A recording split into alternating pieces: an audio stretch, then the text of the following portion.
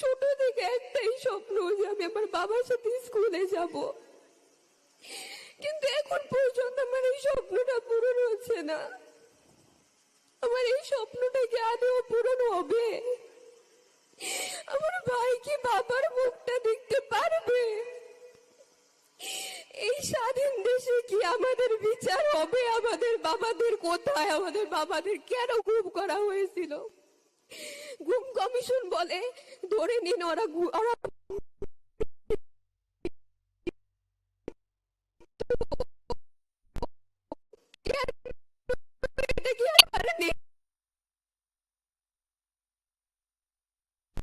বাংলাদেশে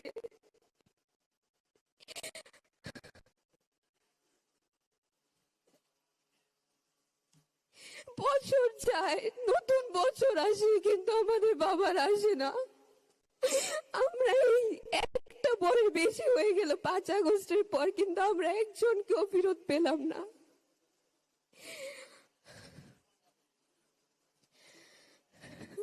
আমি তারেক রহমান চাচুর কাছে আমাদের বাবাদের খুঁজে দিবে, এই বাংলাদেশের মাটিতে বিচার করবে এই গুমের।